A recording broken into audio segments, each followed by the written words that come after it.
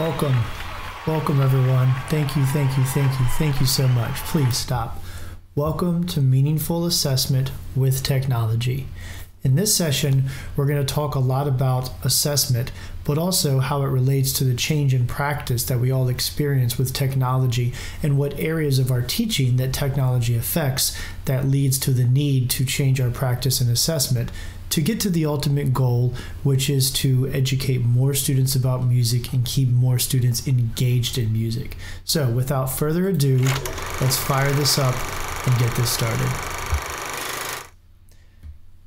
Now, the first thing to remember here is that our students consume music using technology. And in fact, we're dealing with a generation that consumes everything with technology. And we understand this, right? And this is not new to any of us.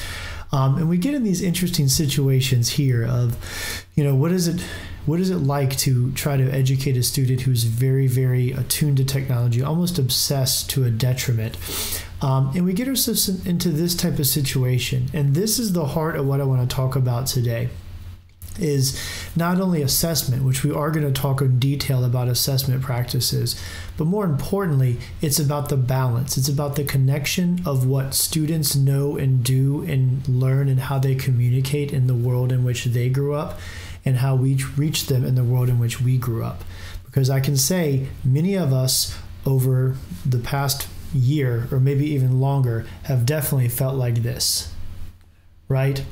This is a perfect example of sometimes what the connection is. And I'm going to keep coming back to this image over and over and over again, because I can tell you with all certainty that most of us have felt this year. I guarantee it, right? But we felt it before then. And to me, this idea of round peg and square hole, this basic analogy that's been used so many times, is much bigger than that. It's about balance, right?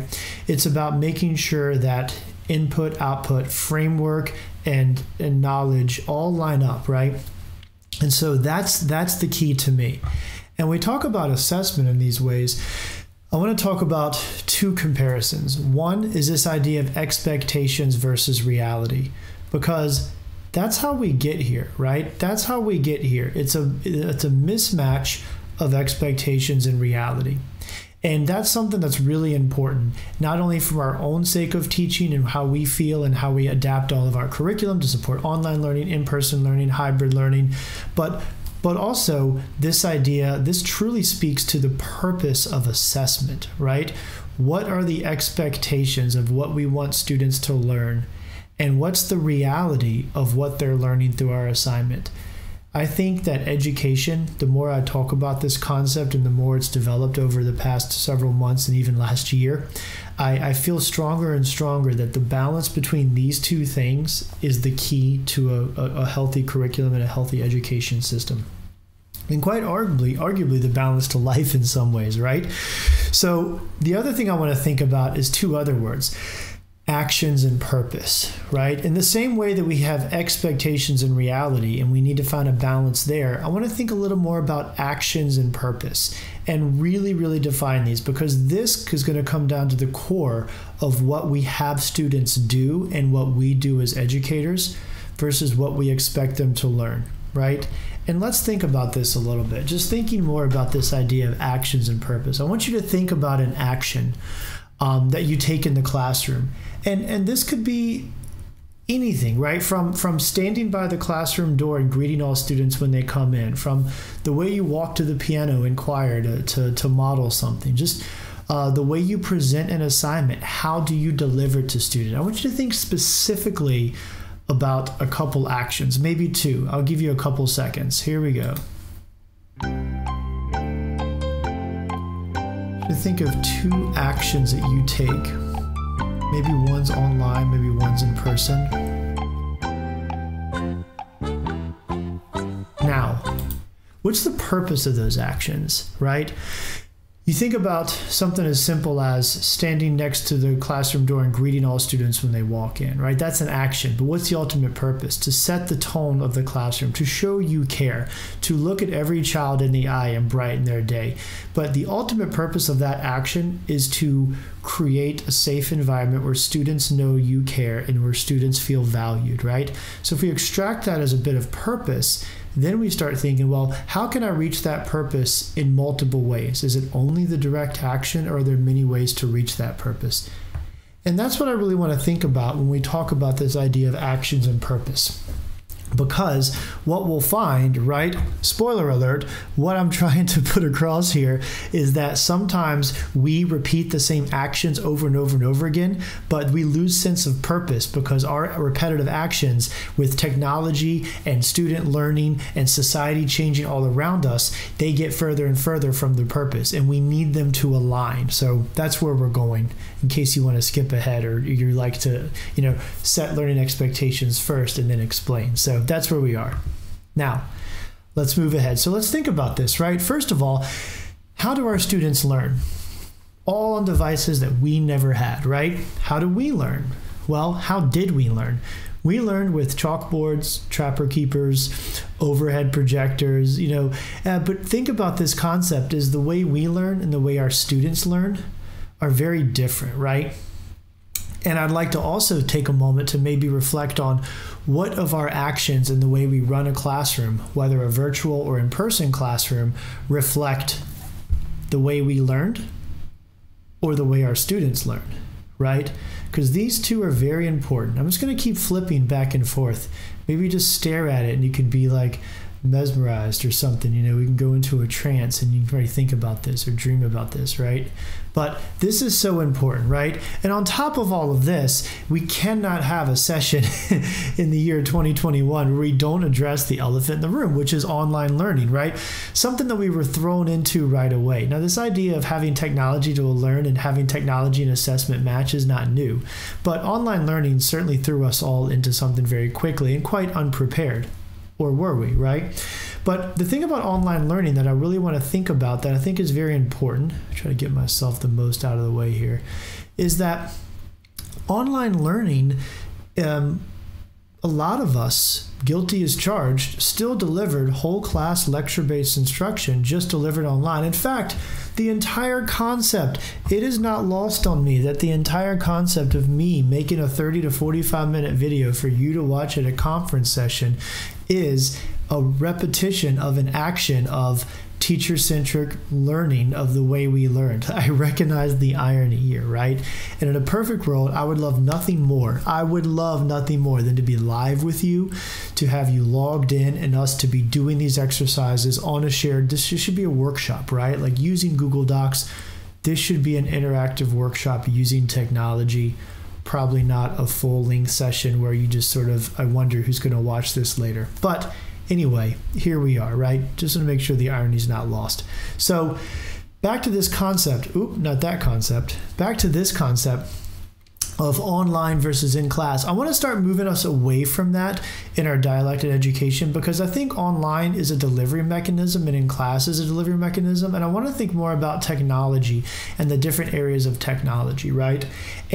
But before we move on, this idea of actions and purpose, this is where I want to really dig into what I think this means, right? I like myself over here. Does this drive you crazy? But this idea of actions and purpose, this is a wonderful exercise that I invite everyone to do. You can screenshot this right now. You can remake this chart. You can do it on a hand by hand. You can remake it in any Microsoft Word or Google Doc. But I just want to think of a chart. And the goal here is to think about actions, expectation in an in-person class, right? How we manage that type of thing. And then think about those actions and expectations, whether it's for an assignment, for behavior management, maybe it's rehearsal etiquette, whatever it is. Now, what's the purpose of that action? And that purpose is most important, right? Think purposeful, purpose-driven. Because if we translate our actions into purpose, then it makes sense, because that's the important step to translate that purpose into online learning or even technology, right? And I know you're all sitting here, you probably are having some aha moments. I guarantee someone watching this is thinking, wow, when I had to go online, I just kept trying to jam the same actions I've always done in person online. Hence this, right? We know it. We know how it feels. It's this over and over again, right? And that's okay, right? But I want to think about this seriously, because when we get into assessment, we really can't talk about a change in assessment unless we recognize a change in what technology does for us. Now, moving merrily along, after you finish this exercise, I think is a really important question to ask yourself is, what types of learning experiences are better suited for technology? You know, we spend a lot of time wishing we could go back to normal. I don't like that phrase. I am coining the phrase forward to normal. I don't want to go back to anything. I don't want music education in August of 2021 to look like it did in February 2020. It cannot. It can look better. It can look stronger. It can look, that's what we need to move forward. Let's go forward to normal. And let's think about what learning experiences are better suited for technology. I mean, how great is it to be on a full group call with your students and have everyone be able to chat their thoughts at any given moment? To have a running chat at any given time to understand where everyone's at if they have questions. Imagine every student shouting out loud at the same time what they're thinking. That's chaos. But in a web call, with an open chat, now you have a little more information and data. That becomes really interesting, right? So now I want to look at this, right? Think about this as a Venn diagram, right? This idea of there are actions and types of assignments and ways we assess those assignments that are ideal for in-person. Playing tests. Can we go back to middle school and high school? Probably most of us can relate to this. I'll never forget playing test day in class. The day where you had to sit quietly and you did a class warm-up, and then the band director sat there and went around the room and called on volunteers first, or maybe called on people, and everyone had to play their scale or their section of their music in front of the whole class. It was nerve-wracking. It was incredibly an awkward experience, especially when you're sitting there waiting, playing in front of all your peers, being judged. And it was time consuming, right? That wasn't the most efficient way of doing it. But at the time, you know, pre the ability for every student to even have a cassette tape or record on their phone or have technology, that's the way to get every kid individually assessed. Now we can go back and rethink the fact that, you know, there are now ideal with tech situations and ideal in-person situations. But let's move this along. This particular diagram, and obviously there's a middle where it could fall either one, but this particular diagram essentially is this hybrid learning model, right? And I want to talk about the two, popular learning models that have come up recently, this idea of hybrid and this idea of flipped, right? Again, these spaces, online and classroom, these are locations, right? But the overall purpose of the instruction is still there. The purpose doesn't change, just the actions change based on the delivery mechanism. And there's some magical hybrid areas that are ideal for both, but I think, when I look at this diagram, I don't think being in the yellow is the perfect spot. I think sometimes you venture all the way into the green online, right? And you venture all the way over into the classroom side, and you venture back and forth, right? So all the way to that classroom domain, all the way to that online domain.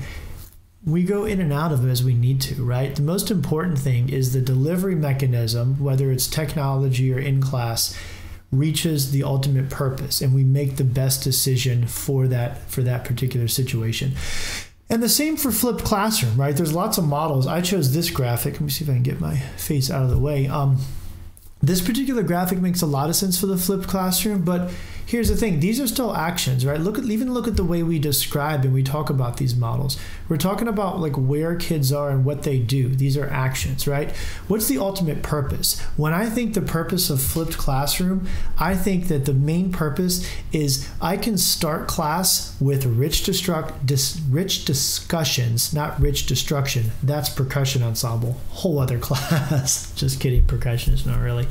No, we can start class with rich discussions on the learning right from the word go. You don't have to use FaceTime with students to lecture. You can have that lecture presented earlier. So you think about the flipped classroom as the ultimate purpose of the flipped classroom is to make sure that you're maximizing instruction time and student engagement. Think about the ultimate purpose of hybrid learning. It's making sure you're using the best delivery for instruction for the job, right? And all of this is, to me, framed by assessment. which of course we're getting there, right? I want to talk about other technologies though, because this is something that's really important. I'm labeling this as communication technologies because we're talking about meaningful assessment with technology, right? And this is not just using sound check performance assessment with Note Flight Learn. This is more than that, right? This is thinking about how we use all types of technology, because communication technology is so important. And I know a lot of us are Google Classroom, Google EDU schools, but even if you're not, you probably use Google resources, or maybe you use Microsoft Teams and Microsoft Office Suite. But all of these things, I don't know if you've actually looked at them as communication and collaboration technology before, but they are, right? I mean, this is stolen right from Google, you know, how Google describes their technologies. We never think of Gmail. I mean, we think of Gmail as a place of just endless barrage of like the endless inbox, right? That never ends. But it's more than that. It is an ability to communicate. And look at Docs, Sheets, Slides, Form, and Sites. They're all under this umbrella called Collaborate. This is what Google intends them for, right? Docs is not meant to be pushing paper faster. It's not meant to take a physical piece of paper and turn it in quicker because you don't have to actually turn it in. It's meant to be collaborative, suggestion mode, comment mode, 2 or 3 people on there at the same time. Like, it's meant to be a collaborative tool. This technology greatly impacts our ability to collaborate with students, to get students collaborating with themselves in ways never before possible. And all of that's great as long as we're willing to assess differently, right? The other category is AV technology, right? I mean, at this point, I think it's safe to say that being able to make a video and record audio is an essential skill in music education. There's no way around it, right? And not just to be able to survive online learning, but seriously is something that's going to be everlasting, not only for instruction, but for the ability for students to share the art they make. If a student makes music, plays music, they should be able to make a video or audio recording of that and share it with the world, right? And then we have these areas of music technology we talk about. I mean, there's the digital audio workstation world. Of course, this is Soundtrap and all the digital audio workstations we should be working with. And of course, music notation. You can't teach music without music written, right? And so yeah, music literacy, music notation is so important, which I think is really, really valuable as well. And this idea of all these various options, obviously including Note Flight. So what is music technology and what is it defined as? I mean, music technology, you know, we think about all the things, the products, maybe even the actions, the resources, but it's about more than that. Music technology is essentially about music creation, right? And you think about that, this idea of what is technology? Technology is a tool, right? I mean, this pen is a piece of technology, right? A piece of paper can be a piece of technology. This phone is technology, right? There's different permutations of what these look like. But at the end of the day, music technology, all the products we use, whether it's online or downloaded or however, it's about creating music. And I'm not just talking about making beats in GarageBand or making a composition with Note Flight Learn. I'm talking about like that, as well as recording, making that video recording, making that audio recording, creating a tangible artifact using technology that now is a musical creation, right? A student practicing at home by themselves, learning their part is a beautiful thing, you know? I totally get that. A student making a video of themselves playing something and sharing it with their grandma in Oklahoma is an even more beautiful thing. The second example is a musical creation, a tangible artifact of music that can be shared and demonstrated to bring joy to the world, right? And that's so important. And I think it's really important to remember that. And I think it's so important to always make sure that we remain student-led, empower students, that we always think about this idea of process-focused instruction, not project-based, but process-focused. You learn by doing. You learn through a process. The final product is the finish line of all of the pieces of learning that have happened to get to that product. And that's so important. So we need to assess the process. We need to engage in the process. That's where we really put the heart of what we do. And then I have a model: collaborate, feedback, grow, rinse and repeat. Collaborate, feedback, grow, collaborate, feedback, grow, I mean, whichever order you can do it. It's the never-ending, never-losing game of rock, paper, scissors.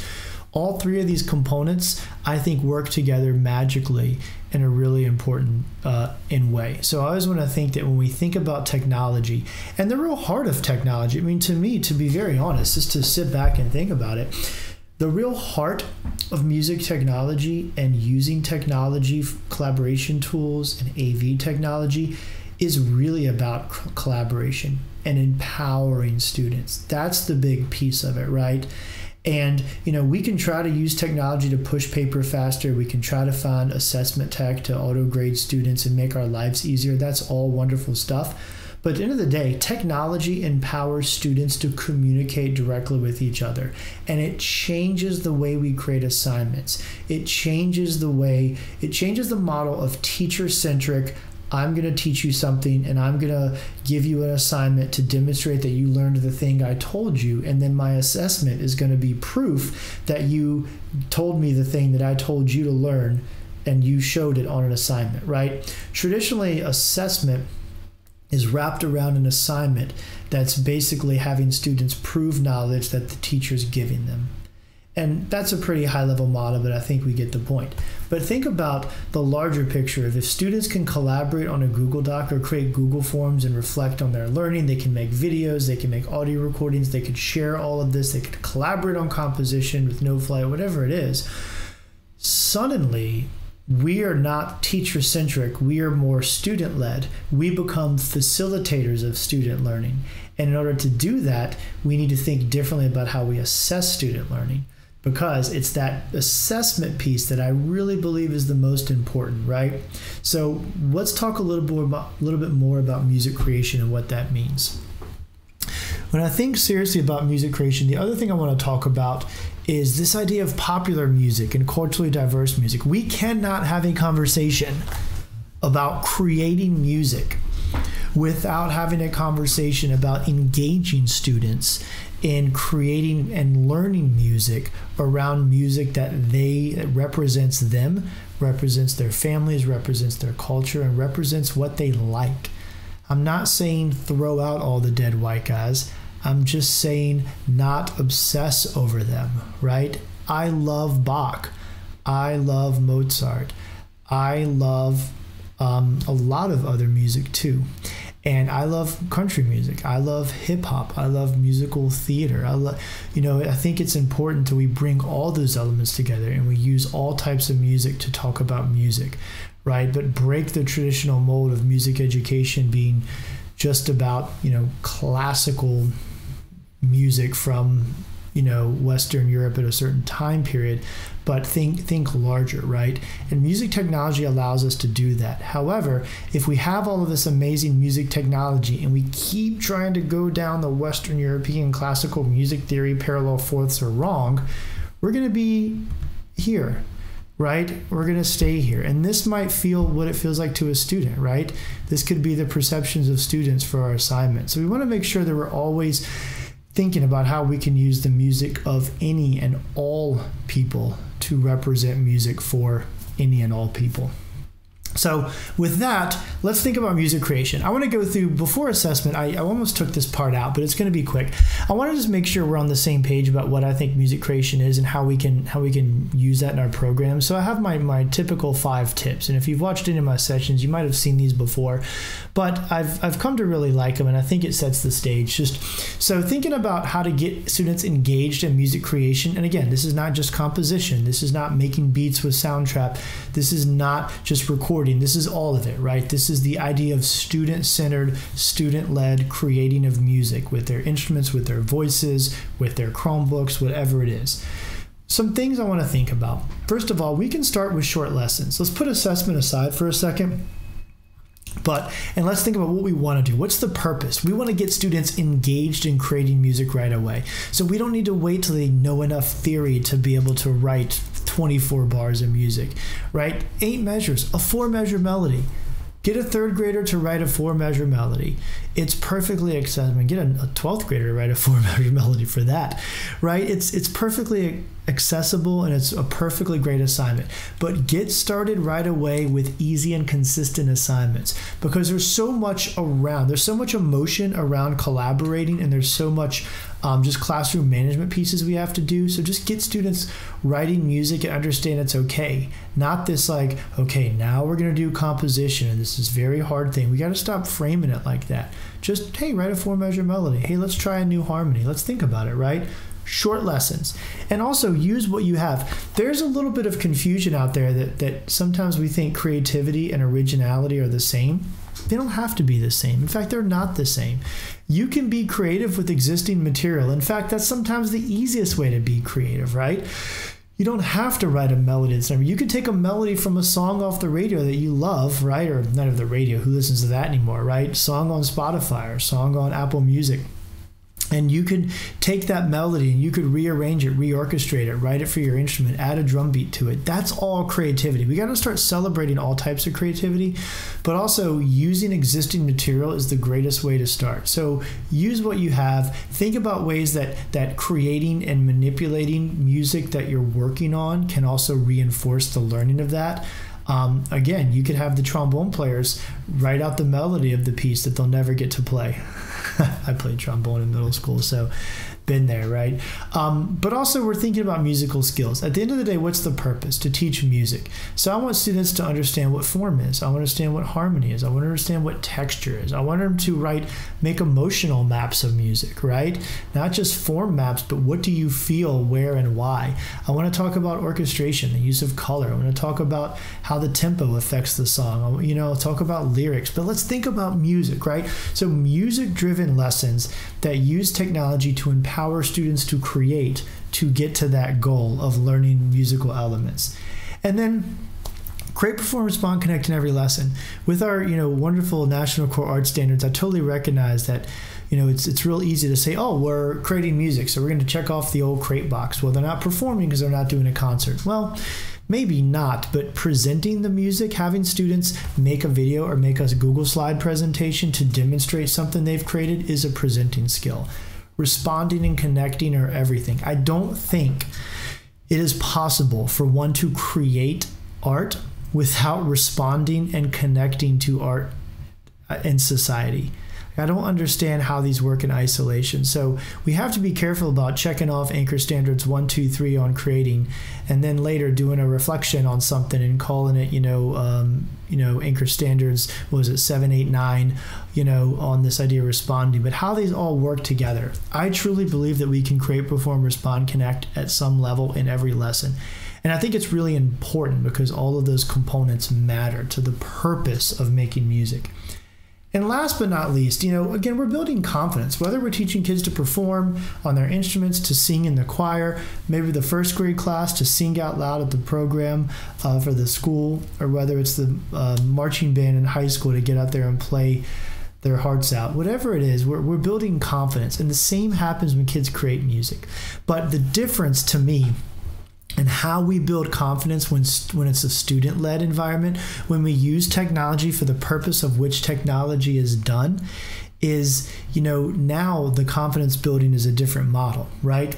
Because we've all been to this before, right? We've all been on the podium and we recognize that our little conducting will get students to play. But if we really want them to play, if we really want them to get out there, we're jumping up and down, we're cheerleaders, we're telling the biggest lie in music education, one more time, come on, you can do it, come on again, okay, like clarinets, put your little chins up, no, don't be flat, flutes don't droop, trombones, reach out for that 6th position, percussion, where is your music? Oh my God, come on, you can do it one more time, here we go. We've all been there, we're motivators, we're cheerleaders, right? But that's a teacher-centric motivation, and it's wonderful, and it's how we get kids to perform. But think about when we think about meaningful assessment with technology, when students are creating music, sharing with each other, collaborating, how do we become that confidence boosting influence, right? Because we're not there at their home computers like, come on, add another measure to that. Wow, that was so cool. Okay, now let's do a modulation to the new key. Like, we're not doing it that way. But we do have the ability to engage students to create a culture of collaboration, feedback, and growth that lets students in peer review empower each other. And we have the ability to assess that knowledge in a way that makes students want to collaborate more. And that's the shift in thinking, right? That is absolutely the shift in thinking, and that is absolutely how we avoid this. because we cannot change to assessment strategies with technology if we don't actually change our lessons to reflect the collaboration and feedback that technology brings us. And we need those two to be in balance, and that's where we're getting to. Now, assessing technology. Where to begin? Well, one of the first challenges is it's student-led learning, right? There it is, student-led learning. And, so we're differentiating instruction and maybe not even a teacher-led way. We're letting students choose their path, right? Creating a lesson where students can explore is very much like a sandbox, hence the sandbox image that I put over there, right? This idea of the sandbox is that each lesson gives students a framework and a structure in which they can be messy. Because creativity is messy. It's exploring. It's making something, smishing it down, and making it again. Right? Building a sandcastle only to have the ocean wash it away. But it doesn't matter because you had fun and you learned something and you created something and the lasting product's not there, right? We want students to have that. That's how we think about these creative assignments. And the excitement of student learning is the engagement factor. And that's where we aim. That's the purpose, right? That's the purpose-driven piece, right? We create opportunities for learning. We don't create assignments to assess specific knowledge.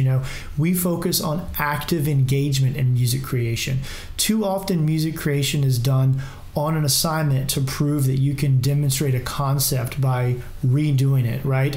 Hence, music theory level 3 in college. Please write this out, level 4. I can't remember the levels, but at one point I wrote out French and German augmented 6-chord chords and got an A. I demonstrated knowledge by writing. I didn't compose a piece with those chords. I didn't compose a piece that modulated a few times using a French augmented 6 but it's different now, right? So think about how we can engage students to actively create, to give them sounds and let them understand what those are.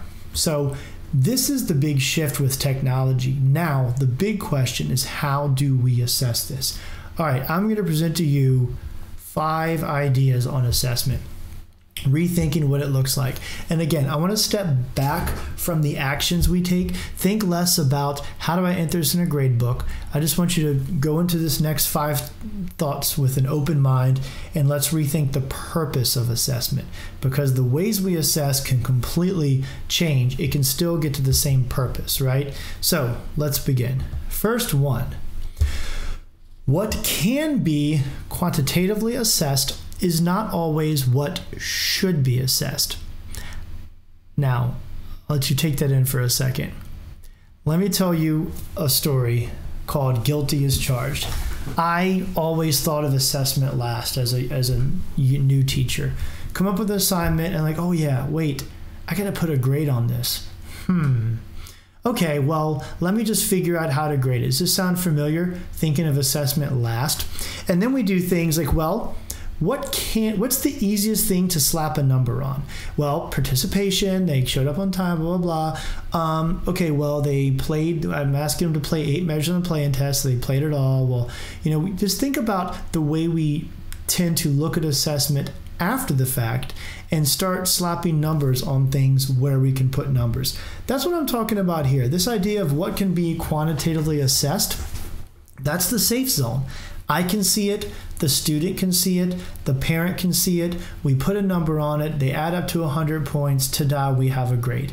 But is that what should be assessed? Is the ultimate purpose for students to get 50 points for showing up on time, or is there a larger purpose, right? Is there an engagement purpose that we're trying to get to? Because the thing that I think about a lot is the second thought. What you assess directly affects what is learned. If you're slapping numbers on things that are easily visible, right, and just thinking about grading as a burden or an arbitrary piece that we're trying to add on, or maybe just coming up with a rubric and just thinking, oh yeah, I'm going to put a bunch of points here. The point values you put on the rubric, it directly affects what's learned. How many times in class have you heard this? Teacher, excuse me, is this going to be on the test? Hi, excuse me, is this going to be on the test? Is this going to be on the test? Should I write this down? Is this going to be on the test? Right? How many times have we heard that? And what are they asking? They're asking, are you going to assess this? Because what you assess directly affects what's learned, which is why giving students the rubric, giving students the assessment, I think the lesson plan and the assessment plan should almost be identical in a way that if one didn't exist, they would serve both purposes. Think about that, right? Because then how does a lesson plan and an assessment plan match up perfectly, right? And not create this, right? Well, assess the entire process, not the product. We too often are so product oriented, right? You're grading a paper. You're grading a playing test. You're grading the ability to show up on time to a concert and wear black socks. Did you really not wear black socks? Oh my gosh, why are your pants? I don't care that your mama bought your black pants in August and now it's December and you're 7th grade and you've grown 5 inches and they're up in the like high waters now. You have white socks on. I will tape your feet, right? Whatever it is. But think about it, we want to assess the whole process. So if you look at the purpose, we want kids to engage in learning music. So how do we assess that? We start putting assessments on the ability to reflect on learning, the ability for a student to own their learning, to whether it's journal on their progress or set their own learning goals, record their first time playing the section of the new music that comes out, and then talk about what they felt about it, rate themselves, and then do that every week and show progress. But put that on the student, right? Because then we're assessing the student's ability to monitor and increase their own progress and take ownership of it instead of them ignoring all of that and then just grading the final assignment. If we don't actively assess the whole process, then students might ignore the process and just try to do the path of least resistance to get to the product, because what you assess is directly affects what's learned, right? Now, here's another one. Assessment should provide feedback on how to do better next time, not explain why a grade was given this time. This is everything, right? Look, mistakes happen. We learn by mistakes. Success is nothing but success sits on top of a mountain of mistakes, right? That's how we learn, right? We just keep making less and less and less mistakes until we find the right path. And luckily we have mentors that have made the mistakes and had their mentors to make mistakes, and we keep transferring knowledge as a society and say, hey, don't do this, it doesn't work, focus here, so we can help each other. We don't have to repeat the same mistakes over and over again, though sometimes we do. But I really want to think about how assessment pushes forward, because there's 2 points of this, right?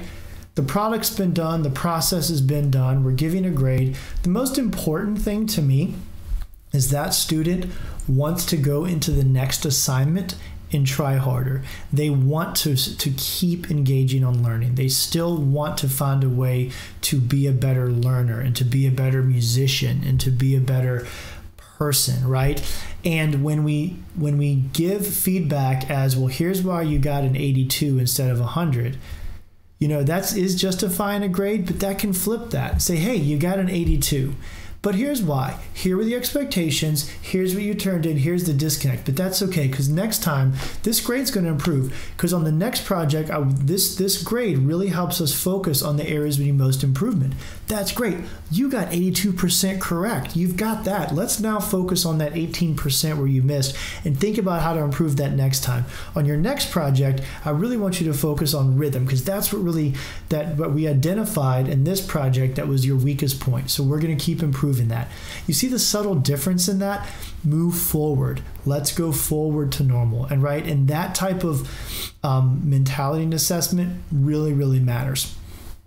And last, and not least at all, and the most important thing that I think about over and over and over and over and over again that it pertains to assessment and why we do everything we do.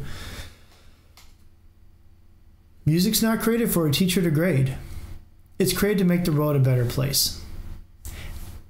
I want to think about that a little bit, because there's something that's very powerful in education and very dangerous right? This great power becomes great responsibility. Spider-Man reference is this idea of sort of the sub-narrative or sort of subliminal messages, you know, some of the sub-narratives that we might not realize that we're indicating to students through our actions. You know, best intentions are all there, but a lot of times we have the best intentions, but it doesn't always come out that way. And there's a lot of sub-narratives.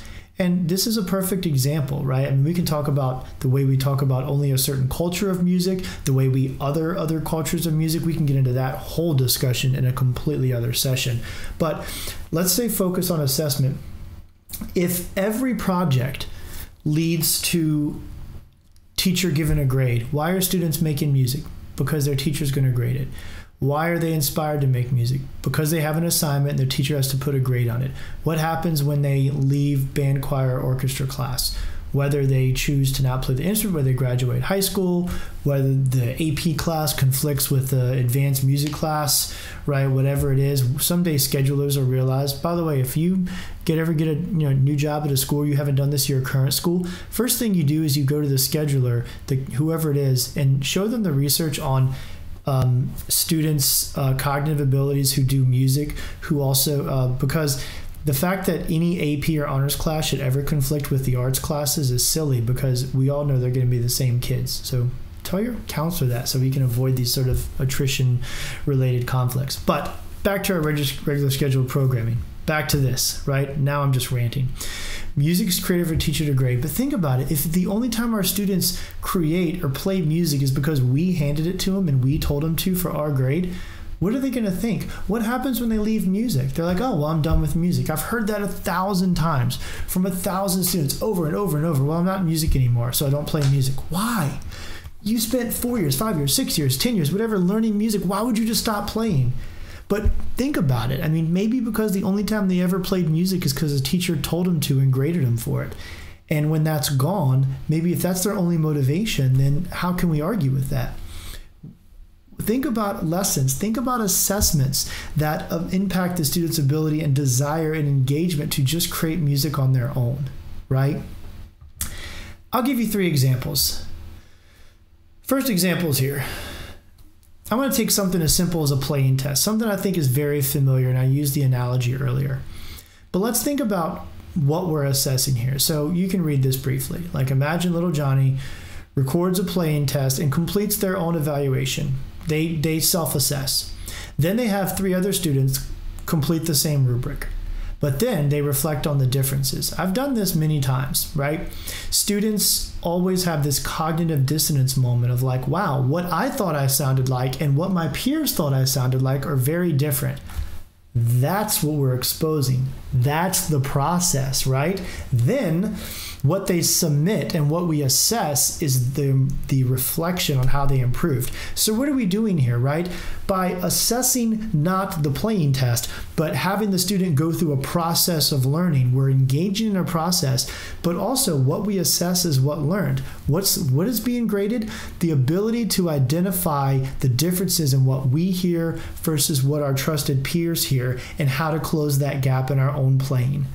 That is a process-driven approach to learning music.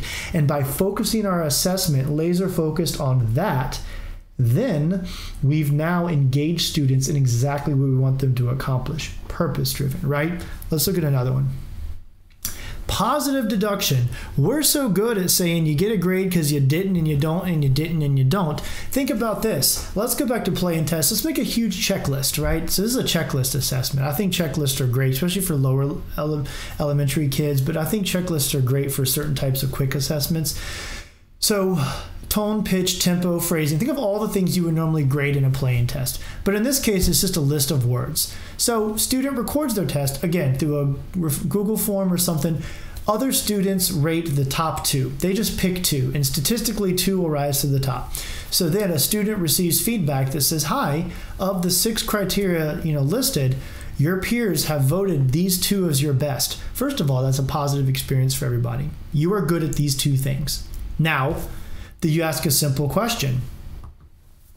How come rhythm's not one of those things? How come intonation's not one of those things? Next time, make an assessment better next time. Let's make intonation the thing your peers say. You gamify it. You gamify in a positive way. That is a perfect example of positive assessment, but using assessment to get better next time, not talk about what we didn't do this time. We don't have to focus on the 4 things that weren't. We get praised for 2, and then we pick 2 to get better next time. Perfect example of that. And last one is, think about performance confidence. What if I just want to think about one purpose? What do I need my students to do? I need them to go on stage and play their hearts out and make just as good of sounds on stage as they do in class, right? I want to get rid of the nervousness of the lights and the tuxedo or the band uniform or the choir uniform and the parent with the phone and all the ceremonious things we do in concerts that we don't really do in class that make it nervous. But what if we just said, you're going to play this thing for 3 people at home, maybe on a Zoom or with your family, have someone video it, and then have the attendees just film. This is total set them up for success. But what's the purpose? The purpose is I need confident performers. How do we build confidence? Put them in situations where they can put themselves out there and play music, sometimes in front of family is the most nerve-wracking, and get positive feedback, because that positive experience is what's going to drive them, right? So we create space to have that by assessing the positive experience. Mama, my grades dependent on how many smiley faces you put on this rubric after you hear me play my solo. Nothing wrong with that, right? By decoupling the ability to take the recording and give feedback on the phrasing and all the little things that we want to improve, by just stepping back and saying, hey, at some point, you just got to play your heart out and know that it's good enough. It's good enough for the audience. It means something, right? That also is a perfect example of music is created to make the world a better place. These families that have invested in the instruments and the oil and the blue box of reeds, not the yellow box of reeds. Why can't I buy the yellow ones? They're like half the price, but they'll break twice as hard. Well, I don't like that anyway. The yellow, whatever, right? They've made an investment. Pay them back.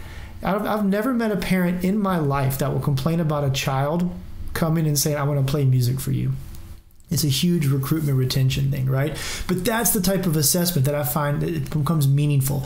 Not just meaningful assessment, but the assessment brings the meaning and purpose of the entire assignment and the entire learning we want to do. Now, before we end here, I want to talk about something else that I really enjoy talking about, truly, which is rubrics. We use rubrics a lot, and rubrics are typically used incorrectly. Just from some of the research around it. I think a grading sheet sometimes gets called a rubric. A grading sheet to me is a thing that says you get 20 points for showing up and 10 points for doing this and 10 points for that. The thing where all the numbers add up to 100, sometimes that's a rubric, but sometimes that's a grading sheet. A rubric, in a traditional sense, is a tool designed to measure proficiency of a skill. A rubric is a valid and reliable instrument that is developed to measure consistently and accurately the proficiency of a skill. It's never really intended to show growth, right? So if you think of like a 4 or 5 point rubric on, and we're never really intended to grow from a 3.7 to a 3.9. That's not the intent. The intent is to say that this rubric is valid and reliable and has been tested and created in a way to ensure that if you do a task at a certain skill level, this rubric will be rated, will evaluate you, and if you score, let's say an average of 3 or higher on the 5-point rubric, that is minimum level of proficiency. Rubric is a proficiency indicator. Growth is the level of the skill. Think about it. I'm in 6th grade band. I've got my little trompeta here, and I've learned 3 notes. I can play Mary Had a Little Lamb, whatever it is, right? Okay, so you're going to give me a rubric. You're going to measure tone, pitch, breathing, posture, all of that. But you're going to look at it through the lens of a 6th grader that's been playing for, 2 weeks, right? Maybe 2 months. Think about that same student as a senior in high school.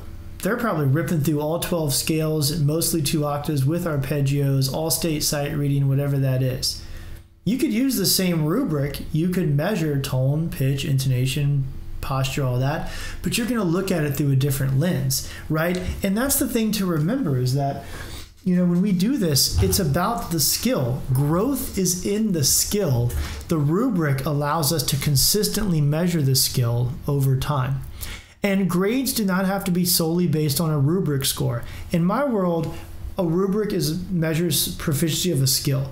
And if a grading sheet will include all the steps of a process that I want students to engage in on their learning project. And at some point, there'll probably be a point for them to perform or demonstrate something they've created and use a rubric to measure proficiency. That's a piece of the overall assessment game, but it's not the sole piece. It is not, I have a 5-point rubric with 5 components or 6 components, so it's a 30-point rubric, and I've plotted the boxes, and you're a 24 out of 30, so let me just extrapolate out up to 100. What is that, like 78, 90, somewhere, 80, somewhere on there. So that's how many points. Divide the numbers together, right? We do that because it's kind of mathematically easily. Sometimes I think it goes back to what can be quantitatively assessed is not always what should be assessed. So think beyond, you know, what we want to accomplish, the purpose of overall assessment. And a rubric is a piece of that. A grade sheet's a piece of that. But all of these process-driven points like reflections are there. One more thought on rubrics that I'll bring up here. Well, this one got all messed up. But with rubrics, one thing I want to talk about a little bit is this idea that a rubric is should be designed to measure proficiency, but always say what success looks like. And I'm sorry my rubric is all messed up. Something happened between transferring this slide deck from a Mac to a PC. This looks like a font issue to me, but sorry about that. But the purpose of a rubric, and when I think about all these little boxes that we're looking at here, just remember that this is a total sample rubric, so don't read into it too much. But the idea that it's so easy to start with like 5 being the best, let's say, and say like it's perfect and wonderful and like the fields are green and the poppies bloomed and the rain bunnies were running through the field. That's a 5. And then a 4 is not one thing. And a 3 is not this or not this. There's this method of like subtractive rubric creation that I've never been a fan of. Because when you give a student a rubric and you say your lyrics were a 3 and your style was a 2 and your form was a 4 and you start mixing up all those things, what's the first thing that happens when you get your teacher evaluation and you're not perfect in every box? You look at you look up to the next box. You get a 3 out of 5 in one component. Where's the first place you're going to look? Level 4 of that component, then level 5 of that component, right? We look at that. When I get that rubric back and I've been plotted, my proficiency has been measured by a valid and consistent and reliable instrument. I'm going to look and say, why wasn't I a 3? So what's in those boxes, right? To me, need to say what success looks like at that level instead of what success doesn't look like at the top level. It's really important that what's in these boxes is a word picture of what success looks like instead of some subtraction of this. So stop counting things, but think about it. And sometimes it's tricky. I know like on a 5-point rubric, level 1 is like, come on, seriously? Like, I get it. Like, you didn't do it. But what does it look like? And if you think about that in every box, if every box describes in words what success looks like at that level, then as soon as the student gets this back and starts looking through it and trying to figure out why wasn't I this, they can read the next box, and that box will tell them in words how to be successful at that level. The rubric itself becomes an instrument that can immediately tell students how to get better next time instead of why a grade is given this time. In fact, the rubric does both, which I think is really, really valuable, right? So always think about that with rubrics. How can we always paint what success looks like and use it so a student that can see where they've been plotted? And by the way, as a teacher, you're not the only one that has to fill out the rubric. A good, solid rubric can be filled out by peers. Peer review is wonderful, right? What you think, what your peers think, it's so valuable with students. But think about that approach, because that's how we really connect this and keep engagement going. Okay, let's finish it up. Last but not least, I don't think you can talk about technology. I don't think you can talk about assessment. I don't think you can talk about meaningful instruction with all those components fitting together without creating this experience. I don't think we can have any of these conversations without talking about advocacy, because everything we do is about advocating for music education, right? And traditionally we talk a lot about, oh, well, there's studies. We think of advocacy as displaying research to some, person in a government position so they'll give us funding, right? Lobbying politicians for funding is absolutely necessary, but advocacy is so much more than that. It's so much more than wondering, well, I can probably advocate. Maybe I could write a letter to my congressman here. I can go to the school board there, maybe. But the thing is, advocacy is all the time, right? These assignments, when students are collaborating with technology and the assessment is based on their ability to articulate what they've learned and demonstrate it using technology, and they're sharing that with their parents or their other teachers or their peers not in music class or the overall community, when we bring all those components together, that is also advocacy for our programs. Having your student share their amazing work with others directly advocates for your program, right? So that's why I think it's so important that students are always sharing what's there. So I say advocate this weekend, advocate anytime. My name is John Malinzak. You can reach me at john@noteflight.com. You can tweet me at jmalinzak. You can find me on my website at johnmalinzak.com. You can see other presentations I've done with full videos. You can contact me, look at some of the courses I teach. But thank you so much truly for watching this presentation. I hope it was valuable, and I wish you all the best of luck creating meaningful technology, collaboration-rich assignments with your students. Thank you so much.